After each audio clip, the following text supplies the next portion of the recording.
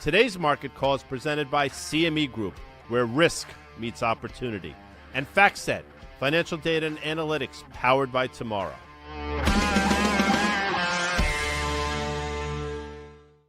Welcome to Market Call on this Wednesday, June 18th. Guy Adami, Dan, Nathan here with you today. How are you, Dan? I'm doing great, Guy Adami. As a saying that we have here around risk reversal media, you cannot keep a good market down. Cannot. I just want to be really clear about that. It doesn't seem like this market will ever go down again. And just for some of you guys that we hear in the comments, we're not rooting for this thing to crash or anything like that. We just like to see a little bit of fear put back in the market. And if you can't have a war in the Middle East, and I don't mean to say that in a manner that sounds insensitive to the hardship that's going on there and the like, but if the stock market in the U.S., as we contemplate our potential involvement, what does oil mean in this whole thing, right? A protracted sort of situation. If that can't put a little fear in the market, Guy, what will? That's the point. You know, the market's looking past theoretically everything. You have to come to the realization, to come to grips with the fact that the market is pricing in every potential bit of good news and discounting any potential bad news. And that's why we have an S&P that's 2% off the prior all-time high that we made 5 or 6 months ago. And here we are. Still a VIX, even though we're down today, a VIX that is still, in my opinion, somewhat elevated. And obviously still things to be concerned about. But in terms of the performance of the broader market through the lens of the S&P 500, it's pretty unbelievable, in my opinion.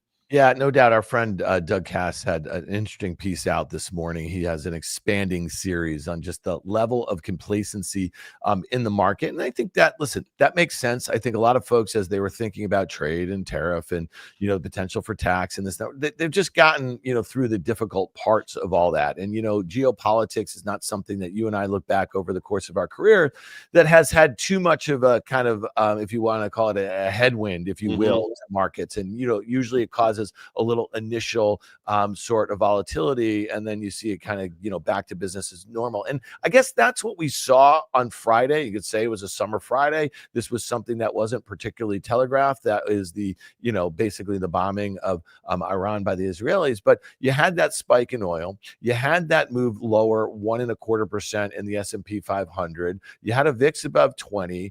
You had 10-year yields, Guy, that didn't really move a whole heck of a lot. You've seen the dollar rally a little bit. Bitcoin was kind of stuck.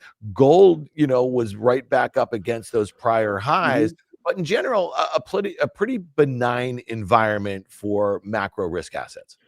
I think the market dealt with it over the course of maybe 12 to 16 hours and then seemingly business as usual. And the fact that you didn't see a significant move in yields moving lower and some flight to safety, or the dollar going higher and some, again, flight to quality, flight to safety, almost told you everything you needed to know. The S&P obviously had the knee-jerk reaction, which I guess made sense, but it's right probably back to where it was prior to this whole thing starting, maybe even a little bit higher now. So, yeah, the market seemingly looks past everything. And that word, that complacency word that Doug used, that we've used, that Jamie Dimon used a couple of weeks ago, I mean, it's clear as day, I think, if you're just looking at vis-a-vis the market. Yeah. So if you're looking past, trade deals, if you're looking past, let's say, this sort of unease situation in the Middle East, then you got to get focused on what the Fed is going to say this afternoon, right? So we have this 2-day Fed meeting coming to an end in just a few hours. Fed Chair Powell is going to come out and speak to, basically the fact that they are going to remain paused here on the rate cutting cycle that began, a little more than obviously, or a little less than a year ago. And expectations for when those cuts are going to start to come is going to be on the tips of everyone's tongue, if you will, as you kind of think about what all the pundits are going to say afterwards. We have the dot plots. Expectations here, Guy, because we've been tracking the CME Fed Funds futures for a while, really only pricing in 25 basis point cuts between now and the end of the year. We're going to have to look at July. That's the 30th. There's no meeting in August, but we do have that Fed confab in Jackson Hole late August. Are you going to be out there for that? No, I'm not going to make it this year, unfortunately. Is the invite got lost in the mail, and then we get September, and September is the main event for rate cuts, which would be 1 year anniversary of their first cuts last year. Obviously, their first cut since COVID. Well, the cries and the noise, the cacophony of sound that keeps coming from a number of different people that the Fed is going to be late again and that they're miserable at their jobs. I'm somewhat paraphrasing, and I would be a better Fed chair, and can I appoint myself? And they should be lowering rates. I mean, that's going to continue, and I think as we get further into the summer, we're going to hear names about the next Fed chair that'll definitely be thrown out, whether it's Scott Bessent moving from Treasury and Kevin Warsh taking over at Treasury or vice versa, something like that. But it's clear that Jerome Powell's days are numbered, and numbered because he does step down early, I think the spring of next year. And I don't think anything's going to happen prior to that. And he's going to continue to hear this, but I also think he's going to continue to stay steadfast in his belief that they're doing the right things. And if things were to turn in a precipitous way, I think they would act. But I don't see anything necessarily that's begging them to be lowering rates here. And again, lowering rates does not mean that the yields that they need to get lower are going to go lower. And maybe there's some misunderstanding, or maybe they conflate the two. But I would think, and this is just my opinion, the Fed could lower rates today and surprise everybody and maybe get a knee-jerk reaction in the back half. But I think at a certain point, yields in the back end from 10 years on are going to continue to go higher for all the reasons we've voiced for a number of months now.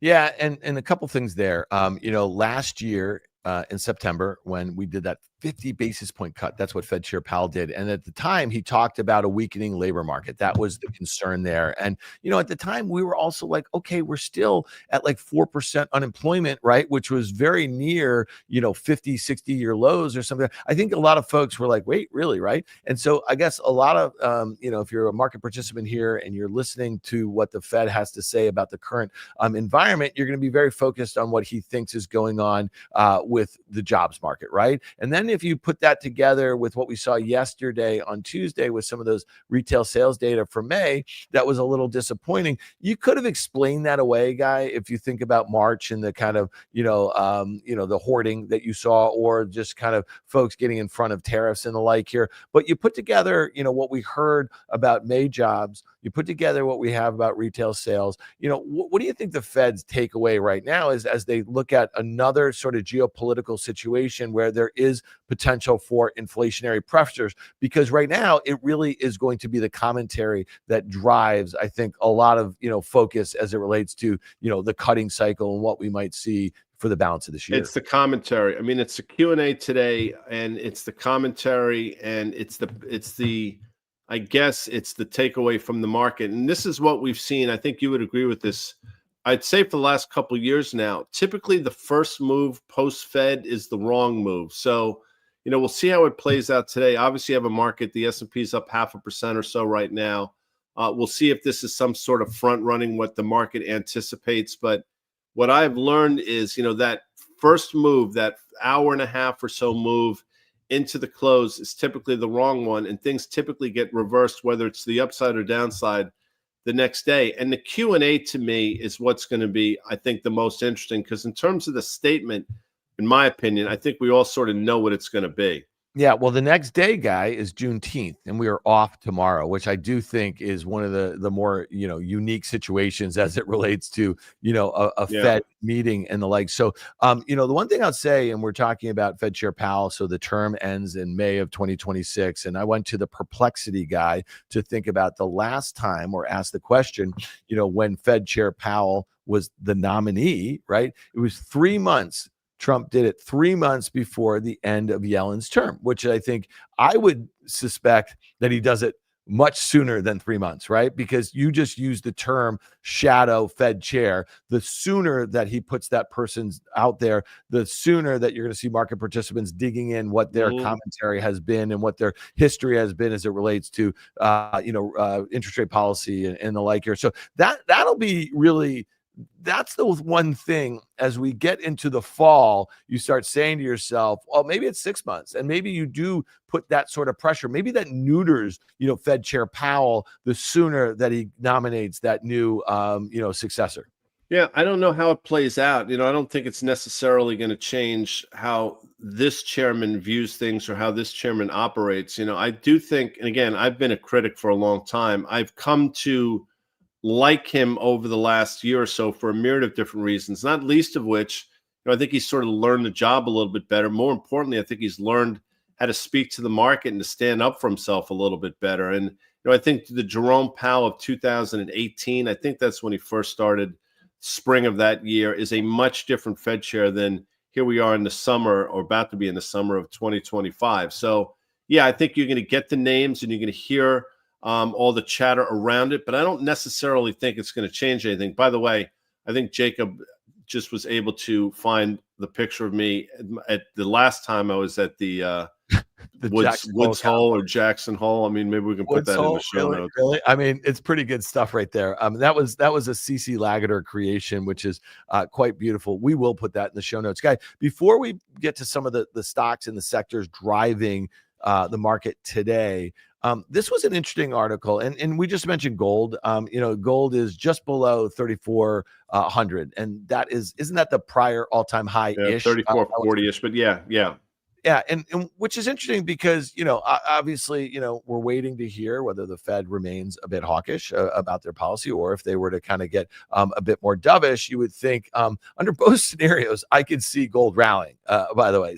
But there was an article in Bloomberg, and we'll throw this one in the show notes, and it was talking about the chief investment officer of XBTO, and this is Javier Rodriguez Alacron, or I think I nailed that. I don't nice job. Spanish, but so he was talking about in a note this morning, a hawkish signal from the Federal Reserve could strengthen the US dollar and trigger a test of the psychological 100,000 mark in Bitcoin. Simultaneously, the geopolitical situation remains a wild card, and any credible de-escalation in the Middle East could serve as a significant risk-on catalyst, while further deterioration would likely trigger another move down across risk assets. So how do you think about that? Through the lens of, let's say, gold and Bitcoin, that is an interesting setup with, what, expectations are for what the Fed might do or say, and set the stage for the next few months. So I'll discount Bitcoin for a second, because I understand why people would say 100,000 is a psychological level for obvious reasons, the number itself. But I think the real number, I think you would agree with this, is the fact that in Bitcoin, we've traded up to 110,000-ish again, and seemingly, and I want to be clear, have sort of petered out at those levels. Here we're trading at about 104,000 or so. So Bitcoin, I'm not really sure exactly what's going on, but in terms of the way they game this out, yeah, I think it's pretty clear that if there's a de-escalation in the Middle East, for whatever reason, Iran decides they're going to come to the table and completely surrender, and I'm doing it in air quotes, then the market will react on the back of that without question. But I think what is unquestionable is, regardless of outcome there, you still have a market in terms of valuation, in terms of the metrics we talk about, especially oversold, overbought conditions. I mean, the overbought conditions today are as drastic as the oversold conditions were in early April. So there's no denying the fact that the market, in my opinion, has already priced that in to a certain extent. Yeah.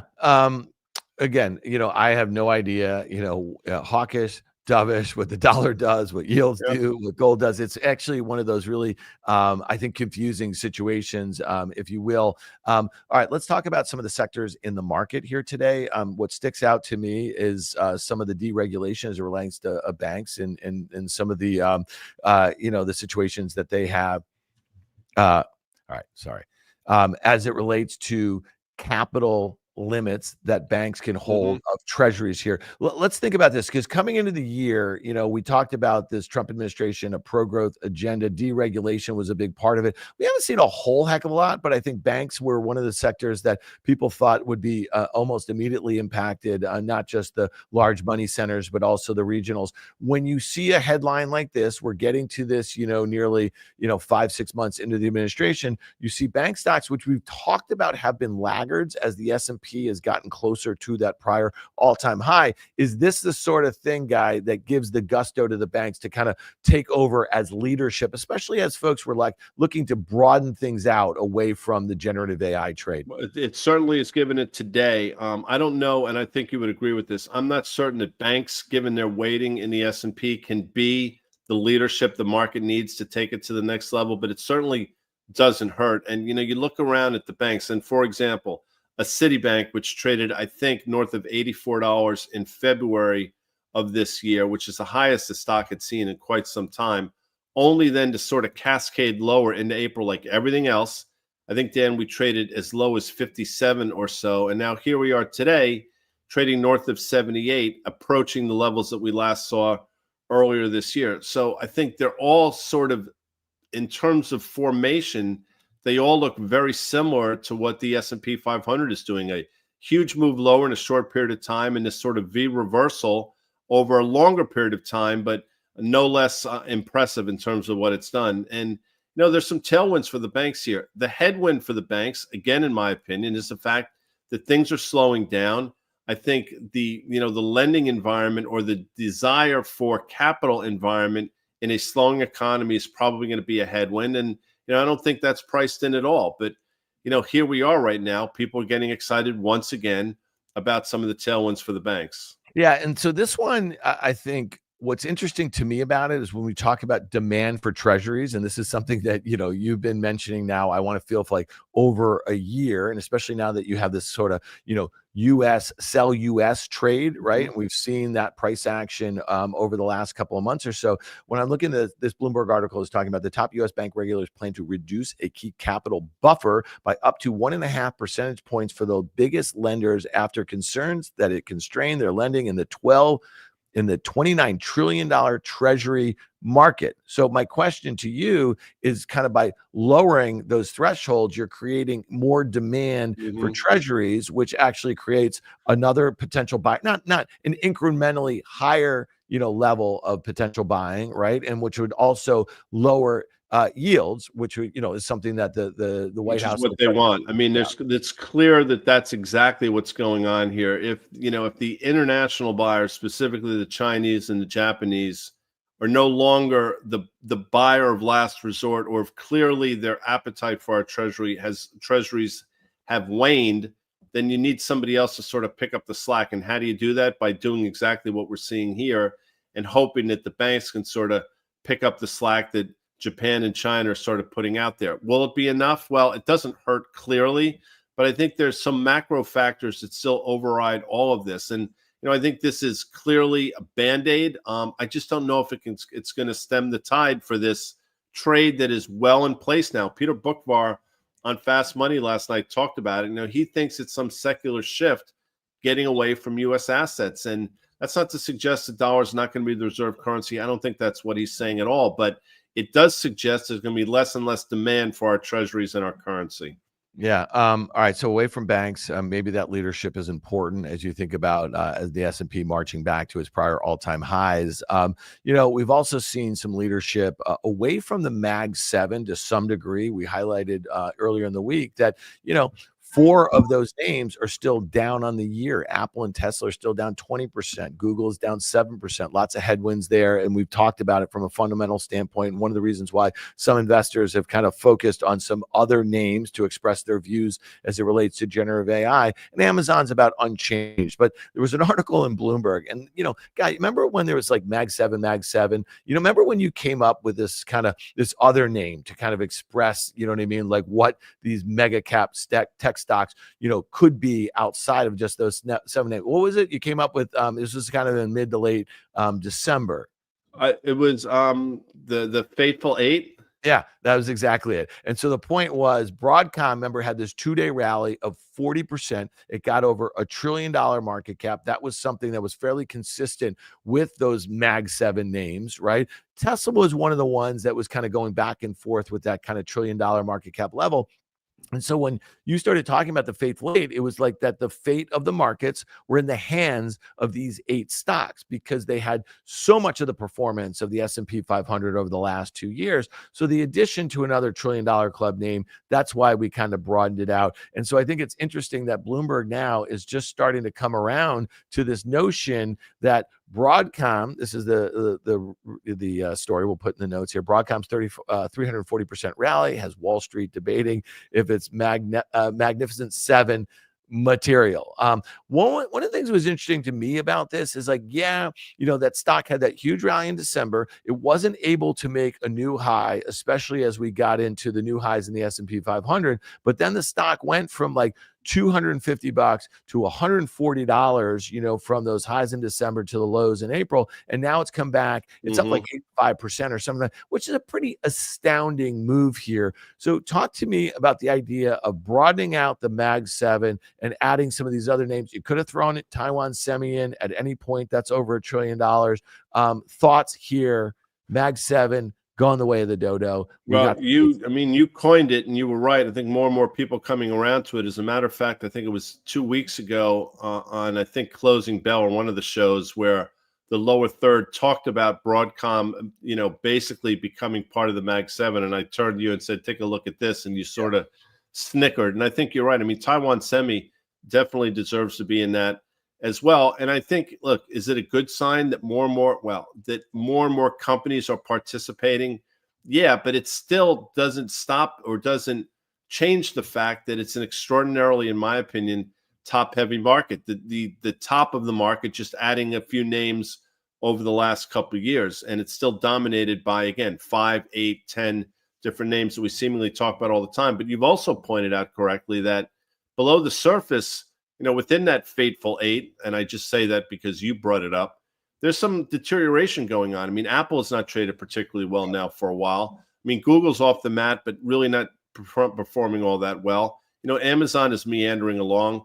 Tesla has bounced clearly, but, still seemingly has some issues. So there's still a lot to be concerned about, I think, around the edges in this market, Dan. Yeah, and we spend so much time talking about semis and some of these names, the server names that go into the data centers and some of the components there. And Micron caught a bid, ARM caught a bid, even Intel and AMD caught a bid. The one that sticks out to me today though is Marvell, and Marvell actually also had a similar move to Broadcom late last year. So what do these two companies do? They make custom silicon, and this is something that if you think about NVIDIA's main customers, it's OpenAI, it's Microsoft, it's AWS from Amazon, it's Google, and it's Meta.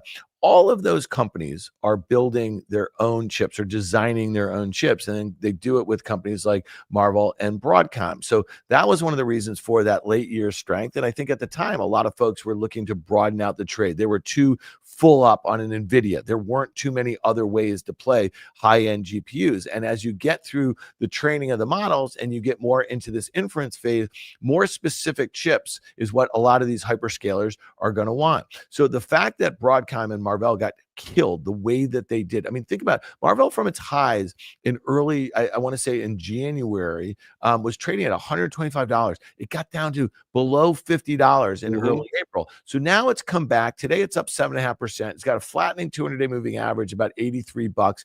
The thing is trading right now at a level where it's back to a breakdown level from its earnings, I want to say in early March. And there's a big gap there, Guy. It's up to maybe, let's call it the mid 80s or so. When you have a stock who's come this far back, but I think it's important. So it's at $75. You're really playing for a gap fill, Guy. That's, I don't know, another 10% or so. Doesn't seem like a great risk reward.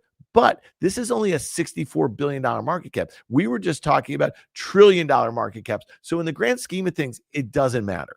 Yeah. Well, no, not to the broader market. It doesn't matter. But I know you know that. But obviously, to Marvell shareholders, it does. And in terms of that gap fill, that gap fill will coincide with where the 200-day moving average is. And we also mentioned the fall of 2023 a lot, October specifically, because that's when 10-year yields probably hit their peak for that cycle. It's also when the stock market sort of troughed, and a lot of these names also did as well. And Marvell is one of those names. You just said below 50. Well, that's exactly where the stock bottomed out at back in the fall of 2023. So you have this little bit of a double bottom in Marvell as well that we've actually talked about on Fast Money. So it gave you a logical place to stop.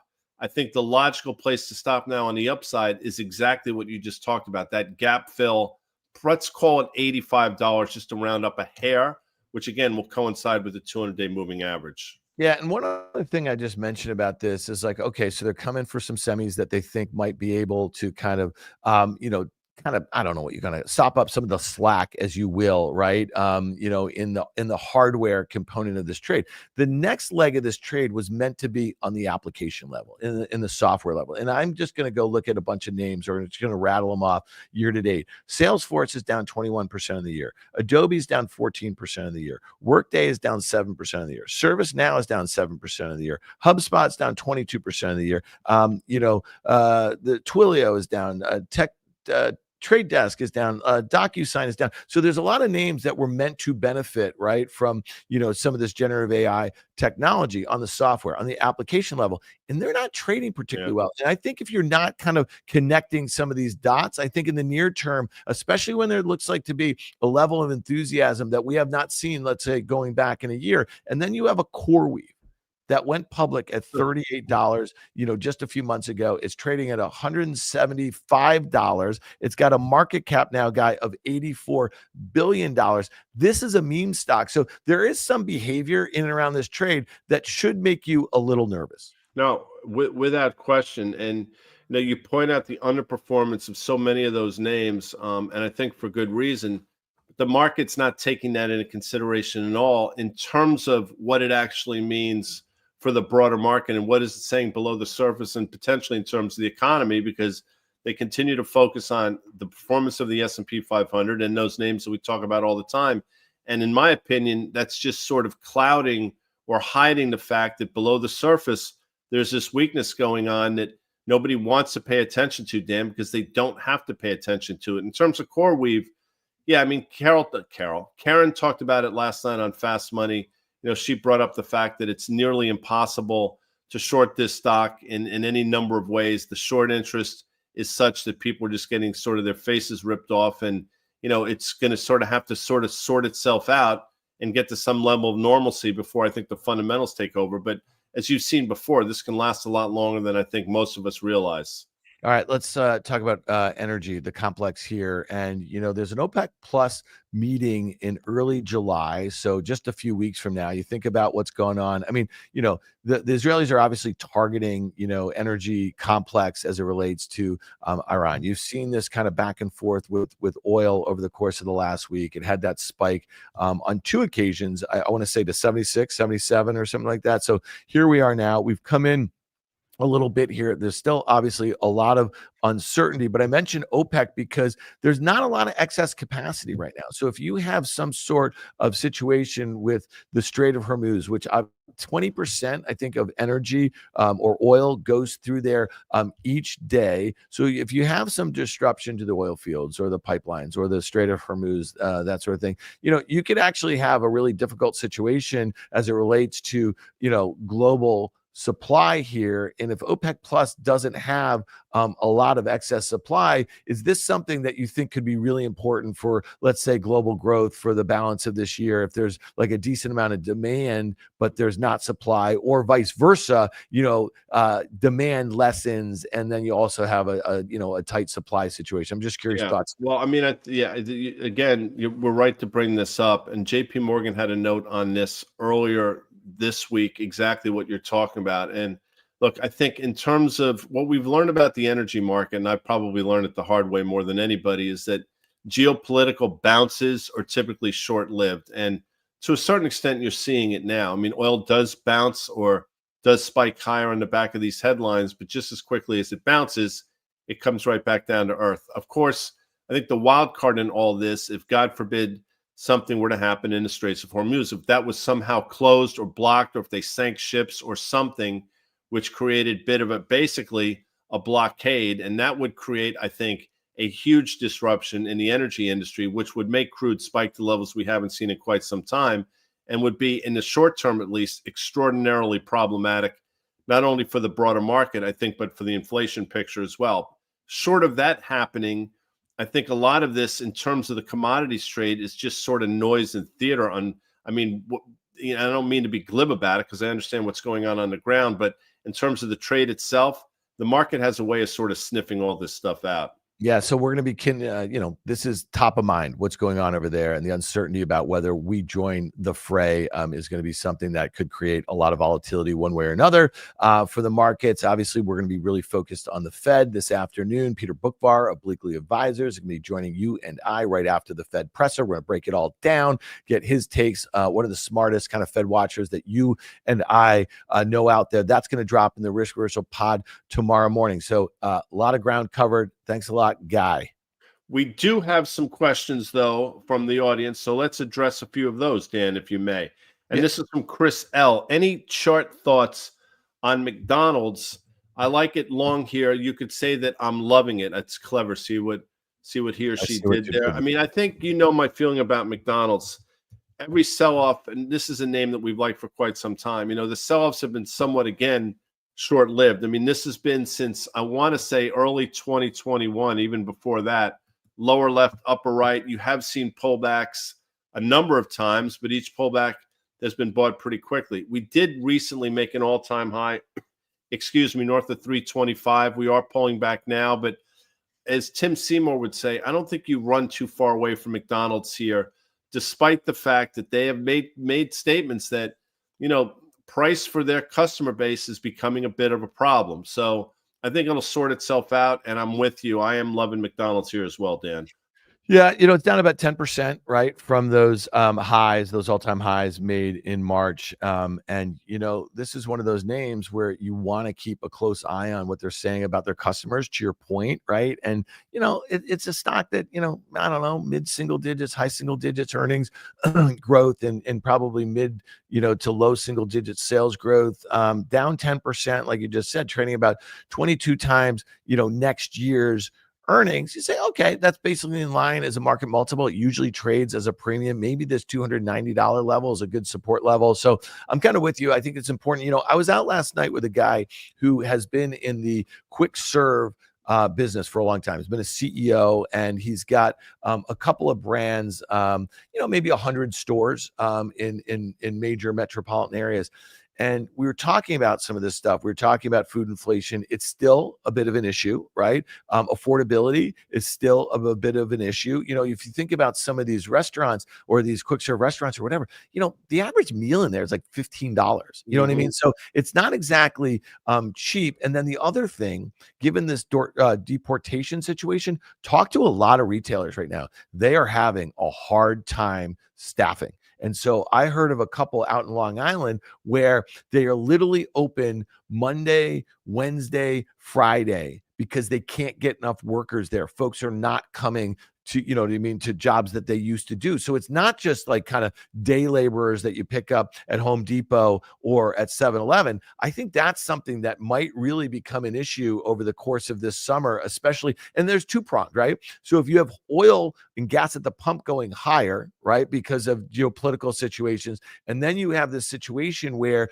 you have retail are going to have to pay up for employees, that could be a real hit to earnings, if you think about it over the course of the summer. So that's something I think is really worth keeping an eye on. Yeah, labor costs, no doubt about it. That potentially would be a huge problem. And they immediately cut into the margins of these companies unless they can pass the costs on. The problem is, as we just said, they're hard-pressed to pass those costs on now because, as they've said, the CFO has said at McDonald's, their customer seems to be, now I'm paraphrasing a bit strapped. So I think you're right to bring it up. We have a question from the great Mechanical about the silver breakout play versus staying with gold. I think you stay with both. And we've talked for a while how silver is just a matter of time before silver catches a bid. And the way we have talked about playing it is through Pan American Silver. The symbol there is PAAS. And we thought, if you go back a few weeks ago, it could trade up to the levels that we last saw in April of 2022, which was just north of like 29.5. Well, we just basically traded up to 29.5. Maybe it pauses here, but I think the silver trade is catching people a little bit off sides. It does not take away at all from the gold trade, which I still think is intact. I just think that silver finally, after a couple of years now, is starting to play a little bit of catch up. Yeah, it's interesting. We get a lot of questions about silver. I know a lot of folks know how you, Danny Moses, Peter Bookvar feel about gold. Peter's been on the silver trade for a while. So I think, as you guys talk about how you want to allocate, to your portfolios, a few percent or low, like low to mid single digits percent of your portfolio, I think silver probably gives you, some of that added, safety or protection as you think about your portfolio. So that makes sense. Guy, here's one for you. This is from Carter Evans, who I think is here a bunch with us. So thanks, Carter. Guy, why do you like FCX? Why do you like the supply demand imbalances in copper are still there? I think Freeport was just, I think they were upgraded, or their price target was raised by Scotiabank, I think up to $48 or so. I mean, forget about valuation, because it's never really a valuation game with these stocks. What it is, though, I think is a fundamental game. And again, supply demand imbalances. And the copper one is real, and it's happening, and it's not going to correct itself anytime soon. And regardless of the fact that economies are slowing, the demand for copper is still there. Now, with that said, we just traded back up to the levels that we topped out at in March of this year, about 43 or so. That's somewhat problematic. I thought we'd go blowing through it. It's obviously taking a bit of a pause here. We're still probably in a downtrend since the spring of 2024, thereabouts. But I think Freeport-McMoRan and some of these, tangential mining stocks, these non-gold mining stocks, and Freeport I would throw in there, I think they're still going to perform the balance of this year. All right, last question. This is from Dan N. Dan N. You've heard from this guy every once in a while. He's a bit of a clown. Great hair. Great hair. Let's talk about Netflix for a second here, because we had a conversation on Fast Money about this. And, we spent so much time talking about semis and the hyperscalers, Mag 7, Fateful 8, or whatever. This stock, for years, you and I were always amazed of like how small its market cap was relative to other mega caps that we spent so much time talking about, right? And here's a company that, by all accounts, over the last 10 years, and you've been a nonstop bull. Every time the stock sells off, you're pounding the table. It's, what do you say? It's Netflix game, and everyone else is kind of living in it. And that's never been more true about a name in a sector. Yeah, maybe NVIDIA over the last few years, but this is a 10-year run, right? So then you have this move that is what? It's kind of 850 to 1230, and this is just in 2 months or so trading at an all-time high. It doesn't actually get that much more expensive because they keep putting up the numbers here. What do you do with this? $500 billion, and all of a sudden you're like, that kind of hits you right in the face that this is like, is this the next $1 trillion market cap company? It'd have to double from here. It'd get really expensive unless you see a massive ramp in earnings. Just thoughts here. What do you do with this name? Well, I don't know how. Look, I mean, I didn't know how a lot of these companies were going to get to the market caps they're trading at. So I'm not going to say that about Netflix. But, obviously there's somewhat of a saturation thing here in the United States, although there's probably still some room for growth.